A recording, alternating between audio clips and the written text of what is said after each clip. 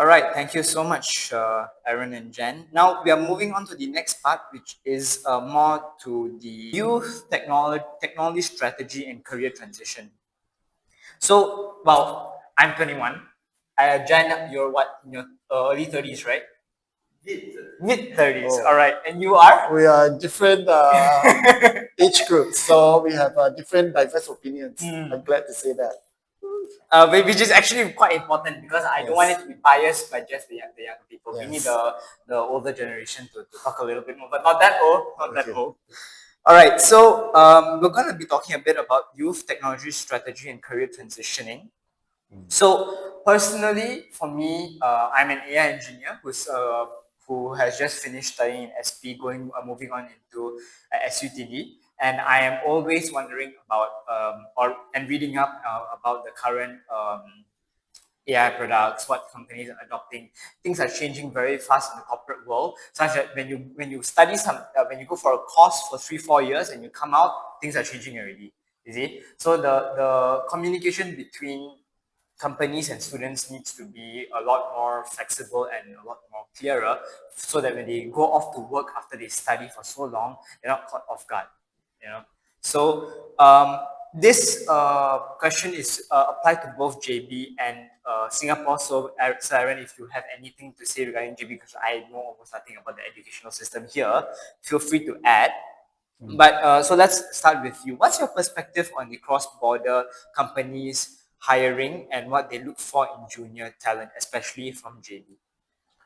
Right. Frequently, I encountered in my FDI facilitation services for countries coming in. I recently entertained a group of Chinese listed companies. They are keen to manufacture OEM telephone parts for all these Chinese phone companies, as we have all heard of Oppo, Honor, Huawei, etc., etc. There's so many of them, and a lot of them are moving the hub of production to Southeast Asia to be closer to where the core part of their overseas market demand is. It's all in ASEAN. So a lot of these concern and worries are about talent acquisition for local talents, because there are various policies, including Malaysia, where you need to recruit 4 local hires for 1 foreign hire. In Singapore, Oh, has that's an similar interesting ratio. similar ratios as well. I didn't know that. Yes, so obviously this factory is investing close to 200 million US, and they want to hire 200 staff, about more than half of which are production engineers, but the rest are more high-level talent like mechanics, engineers, and HR experts.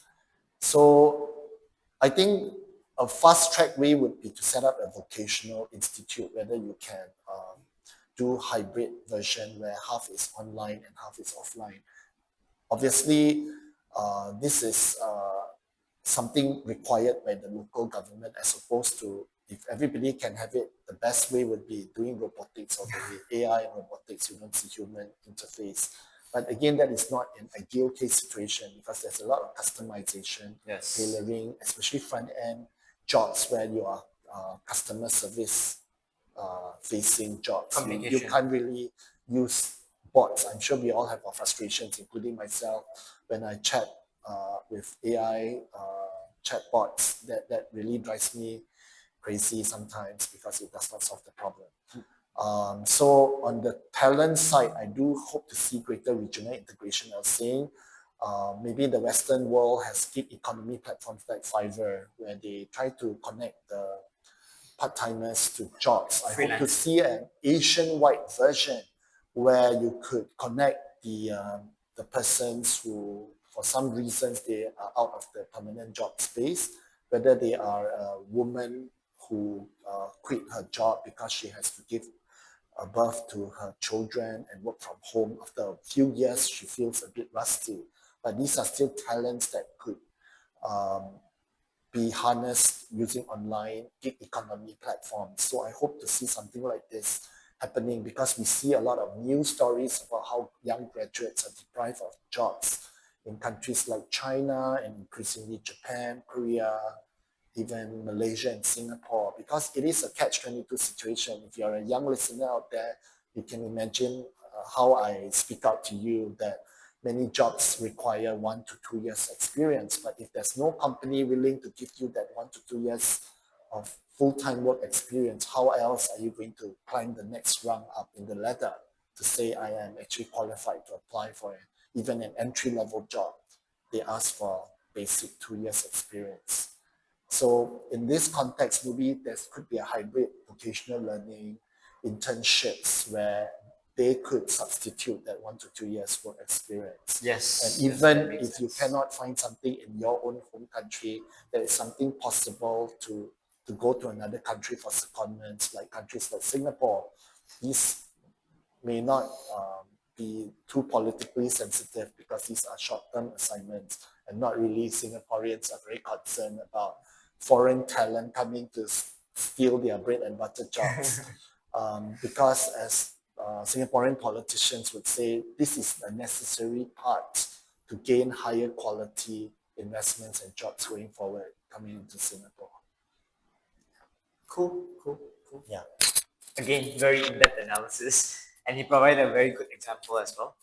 All right, so Jen, So on yeah, the you job wanna market, add on? for those of you here still in the education system, I think as Aaron mentioned, like it is required these days to have certain amount of experience in your pocket already in your resume to show that even fresh out of university, fresh out of polytechnic, you have to already have 1 2 years experience. Now you're wondering like, how am I supposed to get that?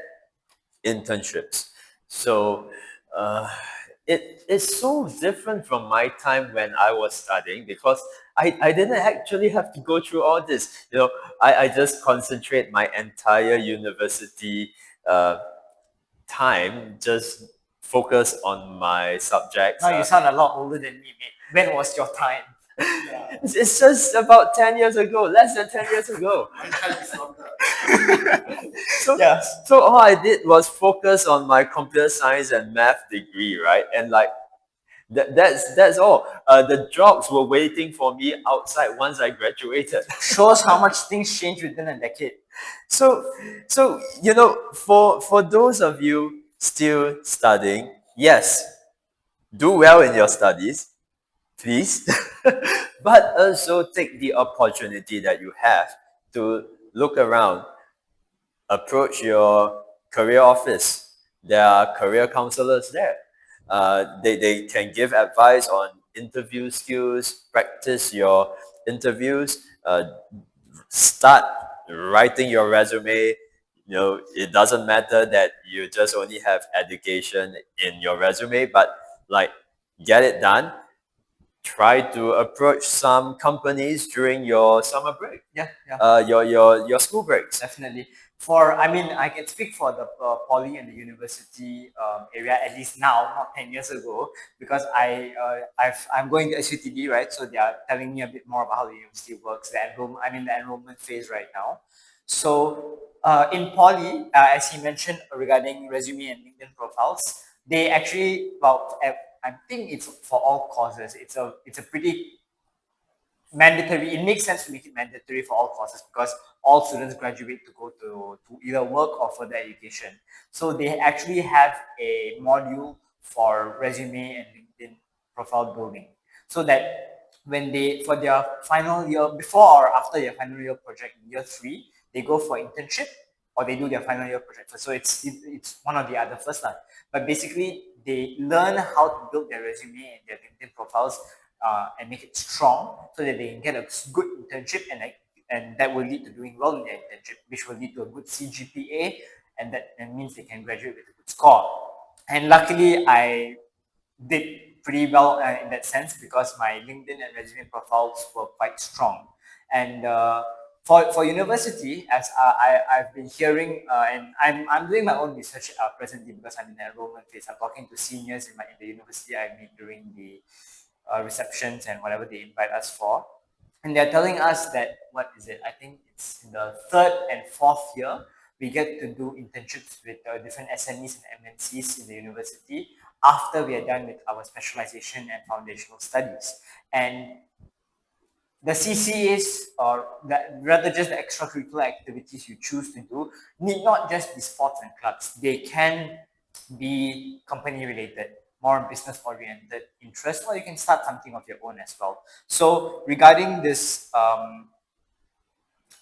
I place emphasis on doing research on the companies and the how the business and the economy is changing presently. My own research always helps. Your own research will always help, because your interests might be affected by will always be affected by the economic and business trends.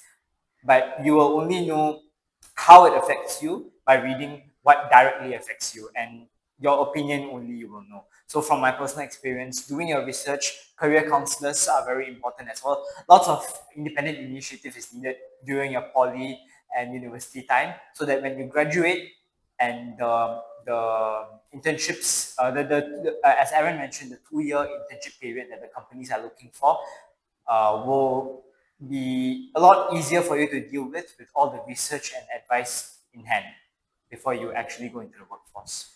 Let me emphasize also one thing about you mentioned LinkedIn, right? Yeah. And I just coming from someone who needs to find developers, who need to find people to get work done, because I'm system architect. I can design wonderful systems, but ultimately someone needs to be my hands and legs on the ground to get things set up, to develop the software, to to contract with the company to be the one going down on site to set up the systems and hardware stuff like that. So when I look for someone like that, right? Yes, the first place I go, LinkedIn. Touche. Because no, because why? Someone approached me, say that they are great at doing stuff, and then like I need to do some kind of checks. Background research. Yeah, a bit of background research on what they really have been up to. Look through their career experience, look through some of their studies. Yeah, I'm not sure what other people say around the world, but based on the opinions I've received from those with experience, career counselors, teachers of my own family, who are all in their own careers, is that LinkedIn is the most common and widely used space to show your experiences, list down all your certifications, careers, educations, and give a nice strong profile or introduction, right? Because that is indeed where companies look for, it's the first place they look for talents. Then they go on to, they have other avenues, but LinkedIn is the most publicly and most commonly used platform. And it's the most convenient for the public, for students to use, or maybe people who are transitioning within their careers to different jobs. Like Aaron mentioned, ladies who have just given birth and they need to go offline for a bit to take care of their children, and then they want to come back to work again. LinkedIn's a really good place for them to update their applications and look for jobs as well. Yeah. Any opinion on this, Aaron? To share, add on. I think to sum up, it's not all doom and gloom out there. There are always winners amidst other losers in the changing economic climate right now. A lot of traditional industry are obviously going through challenges. There's a dire need for strategy, consulting, where people do business transformation. So it's great to, with all the resources and technology available online now. For example, coding, you can use an AI software that cuts down hundreds of hours of manpower, and you just need a specialized supervisor person to go through corrections, doing corrections, obviously less time consuming than actually doing the legwork, the grunt work itself. So if you can get a leg up into industries like this, there are a lot of AI tools that are, I think, hundreds of websites and programs out there available right now Yes. that simplifies and even makes it unnecessary what people like Jen or even myself have to go through in the past. We have to really put in the hours to even make a PowerPoint presentation. Now you can just do it with text prompts. Yes. So So, like I said, it's not all doom and gloom out there. There is going to be a smaller band of winners. It's like a triangle shape of winners out there instead like the rugby ball shape right now. So obviously there's some slogans that say winners take all. I think that can't be further, that can't be too far from the truth in this current economy that we're in right now. So all the best. Hang tight and seize all the opportunities out there that you can, guys. Well, one thing, a piece of advice I also want to give to the youth, as someone who I consider myself at least slightly experienced, because I've worked and interned for about a year or two already, and I am also doing AI in NS. I'm serving my national service now. For those who don't know, I find every possible opportunity to apply my skills so that I don't get rusty as well. So but one thing that Aaron mentioned sort of reminded me that there are a lot of tools nowadays that can help us take care of all the hard work, like hard coding. Normally, previously it took me 10 days maybe to create a set of slides. Now I can do it in maximum 10 minutes. You know, with prompts that can be changed as you go along to tweak it according to what you need to do. There are tons of tools that can generate presentations, videos, and whatnot. But my advice to you guys, as mentioned in my previous episodes as well, is for those, especially for career transition, keep tools as tools. Make sure you keep using your brain. You need to keep using your brain and keep nourishing your imagination and creativity, because those will be your most unique and greatest assets when you do go into the workforce, because people can't steal that. Everyone can use tools, but the ideation and what you build upon, what the basic stuff the tools create, is what will differentiate you from the rest of the people. It's how I do things as well, when I do my own projects, my own work as well. So I feel like I've said it relatively clearly as well. So yeah. For sure, totally agree with you on that, Amir. I'm sure that we are not far from the tools of AI going to detect where there are plagiarism done using Oh AI yes, as well. We've plagiarism. seen a lot of videos of Yes. university professors going crazy because they have detected a lot of plagiarism, online plagiarism, even non-existent court cases being cited by lawyers who took the shortcut from doing their hard Yeah. work. The AI has came up with fictitious cases that do not exist. So we still need a human element out there. You can't be fully dependent on AI to do your homework for you and to actually do your actual work in your workplace for you. That's not what employers are paying for, I don't think. Definitely, Yeah, definitely. that's the problem. Yes. Jen has something to add on. So those of us who work in large corporations would know is that someone still ultimately have to take the blame when things go wrong. Oh, from the consultant perspective, I get it. So you think that AI is providing the best solution. You think that AI got you a very well designed system, framework, business workflow, or whatever, right? But is AI the one going to implement it on an actual business? Is it going to be there to like say, oh, I'm the one in charge of bringing No, in no, your no. revenue, and then and then I'm in charge of keeping your costs down, and then like I've taken a hold of the whole process. No, it is still humans who need to be the one managing all that. So ultimately, I think that there's one, in fact, a couple of people I know in industry say that AI is a great intern. Oh, that gives you. But AI is a great intern, but that depends on the expertise of the person who gives the Yep. AI work to do, how to manage the AI. And so that would actually be the job of you guys, because while you're doing all these internship programs, when you go out into the workforce, yes, you will be the one commanding the AI to do things, and you will be the one bearing the responsibility for anything the AI does wrong. Use AI as a guidance. Use AI as a guidance. Come to seniors like Aaron, or school seniors, or your parents, family members who have years of experience and wisdom for guidance and advice. Use AI to, I like to say it this way. Imagine a thesis or an essay that you're doing for a very important project, right? You can use AI. I would use AI to fill in the word count with very good sentences and words, because you don't need to go through the Oxford Dictionary for it. Just ask AI to use the words like the good synonyms, right? To make your thesis sound very nice, right?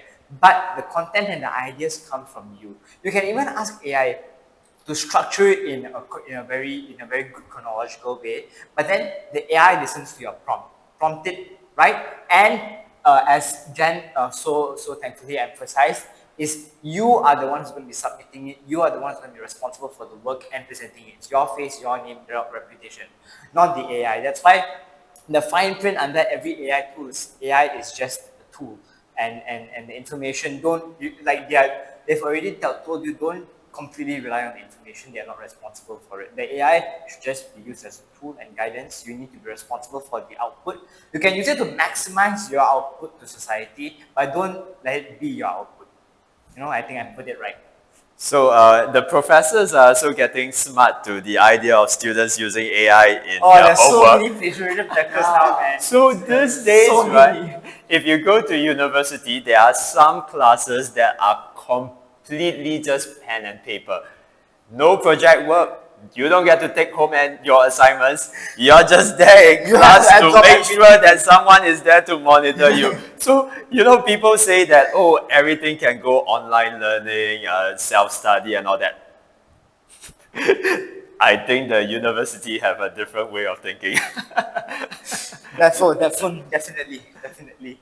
Okay, so we've discussed heavily on how to utilize AI as well. Actually, that came in quite strongly.